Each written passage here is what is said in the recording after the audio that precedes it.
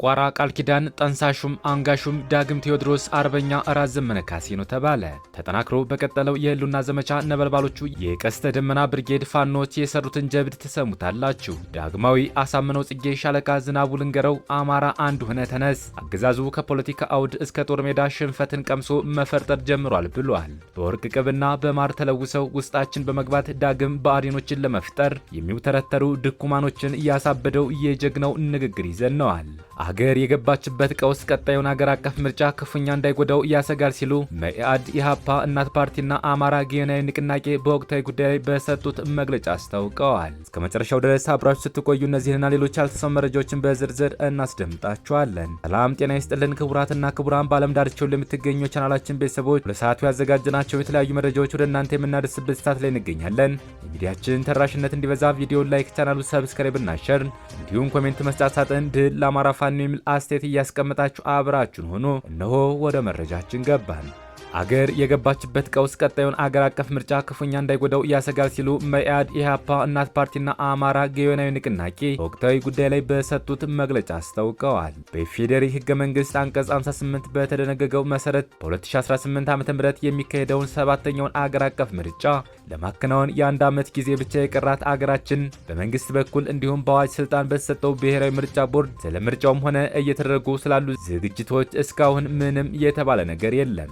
ኢትዮጵያ ሀገራችን አሁን ካለችበት የጦርነት አዙሪት ለመውጣትና የህዝብ ጭቆና፣ አፈና፣ ሰቆቃና እልቂትን ማስቆም የሚቻለው ከማጭበርበር የጸዳ ነጻ፣ ፍትሐዊና ታማኒ ምርጫ በማካሄድ ብቻ መሆኑን እኛ በሰላማዊ መንገድ የምንታገል የትብብር ፓርቲ በጽኑ እናምናለን። ይህንኑ ስናስተጋባም ቆይተናል።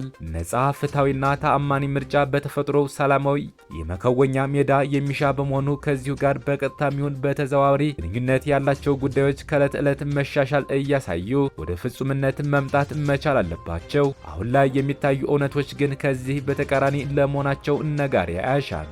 ወጥቶ መግባት ብርቅ ነው። ቢያንስ በአማራና በኦሮሚያ የተፋፋመ ጦርነት አለ።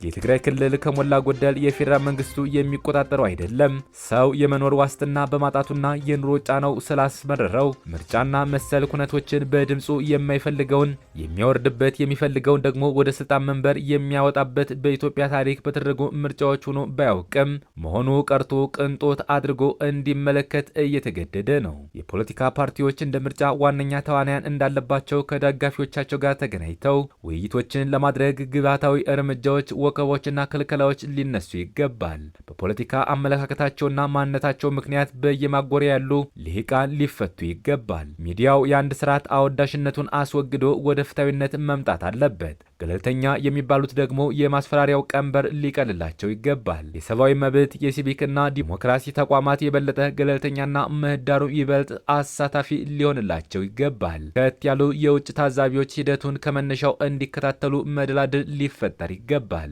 እነዚህን ነገሮች እያጤን ባለንበትና አንድ ዓመት ብቻ በቀረው አገራዊ ምርጫ የምርጫ ቦርድ አባላት በአዲስ መልክ ለመቀየር ሂደቱ እንደተጀመረ ይታወቃል።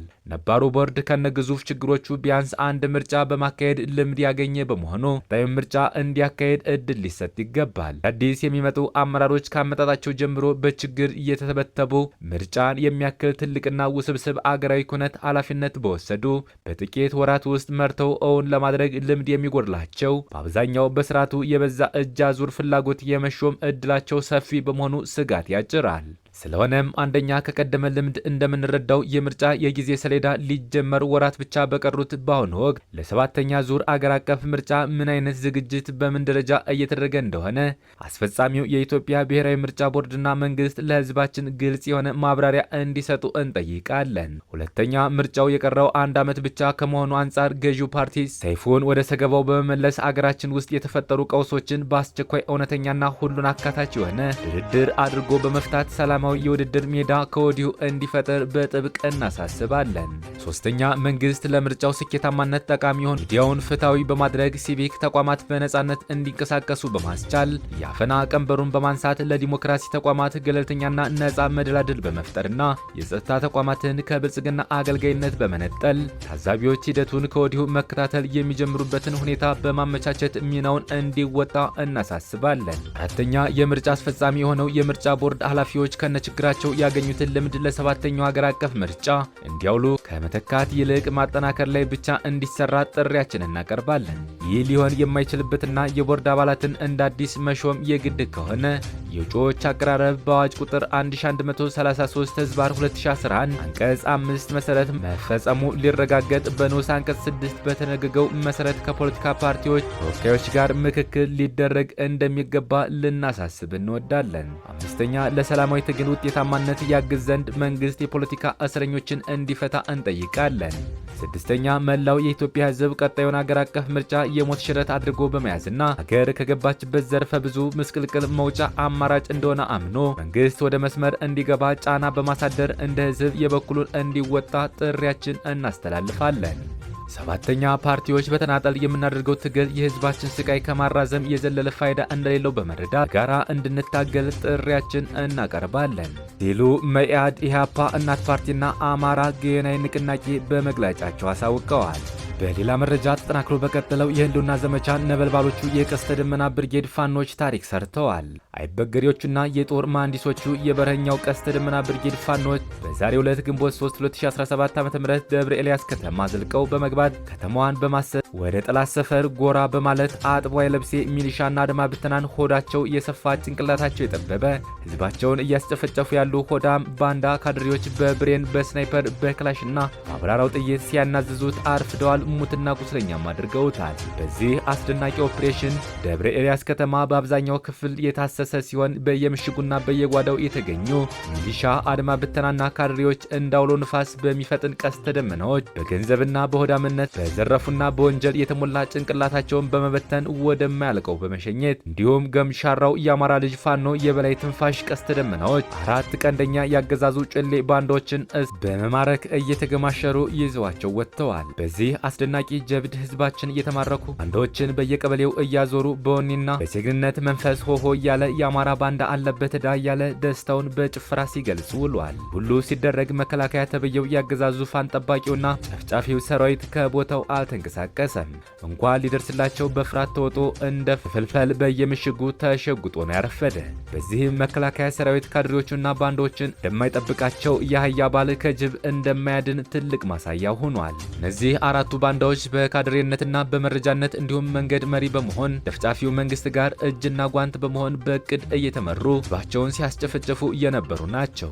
አንደኛ ላይቻል በቀለ ጠላት ዞን ላይ በነበረበት ሰዓት በድብቅ መረጃ ሲሰጥ የቆየና ጠላት ደብረ ኤልያስ ሲገባ በግ አርዶ በመጋበዝና በመቀላቀል እንዳይን ብሌናቸው የሚያዩት የመረጃ ክንፍ የሆናቸው በጋርድም ይንቀሳቀስ የነበረ ሰው ነው። ሁለተኛ ሃይመሮ መንግስቱ የቀደመ ግብሩ ቤተሰብና ሀገር ያስለቀሰ የነበረ ሌባ ሲሆን የዘራፊው ቡድን ወደ ወረዳችን ከገባ በኋላ ከባንዳዎች ጋር በመደራጀት በጠራራ ፀሐይ ጌጣጌጦችን፣ የአንገት ሀብል፣ ኪስ በመበርበር ስልክና ብር የሚዘርፍ ህፃናትን፣ ሴቶችን በአፈሙዝ እያስፈራራ ይደፍር የነበረ በዋናነትም ለጠላት ጦር ገዥ ቦታ በማሳየት ምሽግ የሚያሰራ ጠላትን መንገድ እየመራ የሚወስድ የፋኖን ቤተሰብ የሚያሳስርና ቤታቸውን የሚመዘብር የነበረ ሰው ነው። ሶስተኛ ግዛቸው የሽወንድ ከባንዳ ጋር በመቀላቀል የፋኖን ያህል መምራት አያቅተንም በማለት ህዝብን እያደናገረ የባንዳ ቤተሰቦችን እየሰበሰበ ብልጽግናን እንዲቀላቀሉ ያደረገ ስልጠናም የወሰደ ሲሆን በአደባባይ እስከ አባይ በረሃ ድረስ ደን በድሮና በጀት ፋኖችን እናጠፋቸዋለን እያለ ሲፎክር የነበረ ሰው ነው። ሁለተኛ ላመስግን፣ ይህ ሰው ፋኖ የለም ተደምስሷል እያለ ሲዘባርቅ የነበረና ልጆቻችሁን ለምን ወደ ትምህርት ቤት አታመጡም እያለ በጉልበት እያስገደደ ደካማ እናቶችን ሳይቀር አንዳንድ ሺህ ብር እያስከፈለ ሲዘርፍ የነበረና ከአገዛዙ ተልዕኮ ተቀብሎ ህዝብን ወደ ብልጽግና ካስገባ ከፍተኛ ደሞዝ እንደሚከፈለው ከአገዛዙ ቃል የተገባለት ይሁዳዊ ተግባርን ሲሰራ ህዝብን ወደ መታረጃው በረት ሊያስገባ ሲንቀሳቀስ እየነበረ መረጃው ያፋጎ የቀኝ ጌታ ይፍታይ ንጉሴ 6ኛ ክፍለ ጦር የበረኛው ቀስተ ደመና ብርጌድ ህዝብ ግንኙነት ኃላፊ ነው። በሌላ ዜና ዳግማዊ አሳምነው ጽጌ ሻለቃ ዝናቡ ልንገረው አማራ አንድ ሆነ ተነስ፣ ገዛዙ ከፖለቲካ አውድ እስከ ጦር ሜዳ ሽንፈትን ቀምሶ መፈርጠጥ ጀምሯል ብሏል። በወርቅ ቅብ እና በማር ተለውሰው ውስጣቸው ለመግባት ዳግም ብአዴኖችን ለመፍጠር የሚውተረተሩ ድኩማኖችን እያሳብደው የጀግናው ንግግር እንደሚከተለው ነው። አማራ ዳግም ላይሸወድ አምሏል። ጀነራላችንም እንጠብቀዋለን፣ አትድከሙ፣ ብአዴን ላይመለስ ቀብረነዋል። ይህ የሻለቃ ዝናቡ ልንገረው ቃል ሻለቃ ዝናቡ ልንገረው የአማራ ህዝብ የዘመናት ጥያቄ ለመመለስ ወጣትነቱን፣ ህልሙን፣ ቤተሰቡን፣ ገንዘቡን የሰጠና አንድያ የማይተካ ህይወቱን ያለስት ለአማራ ህዝብ ሊሰጥ የቆረጠ ወንዳ ወንድ ጀግና ነው። የአማራ ህዝብ በሰላማዊ መንገድ ጠይቆ መፍትሄ ያጣበትን ዘመን ከሰልፍ ወደ ሰይፍ ቀይሮ ዛሬ አረመኔውን የብልጽግናን ኃይል በጦር እያናገረ ይገኛል። መቁረጥ ራበኝ ጠማኝ ማለት ከአማራ ህዝብ ጥያቄ አይበልጡም በማለት ጫካ የገቡ የፋኖ ታጋዮች አነጣጥሮ መተኮስ፣ አንገትን ከደረት ማደባለቅ፣ ቅንድብ መላጨት ይችሉበታል። ይህ ተግባራቸው ጀግነታቸው፣ ድላቸውም እንኳን በታዛቢ በጠላትም ኃይል እየተመሰከረላቸው ይገኛል። ተቃ ዝናቡ ልንገረውም እንዲህ ሲል መልእክት አስተላልፏል። መሬት ላይ ካለውና ከሚታገለው አካል ውጭ አሜሪካና አውሮፓ ሆነ ለዚያውም የባዴን ውላጅ ሆነ እኔ አውቅላለሁ የምትል እጅን እቆርጥላለሁ በማለት ይጀምራል። ትናንት የአማራ ገበሬ እንኳን መሳሪያ ጅንፎ ሽመል እንዳይዝ ሲከለከል ቆይቷል። ትናንት የሀገሩ ህልውና ያሳስበውና የወጣ በወጣበት ታፍኖ ሲወሰድ ጥያቄ ስላነሳ ብቻ ሲገረፍ ሲሰቃይ ኖሯል።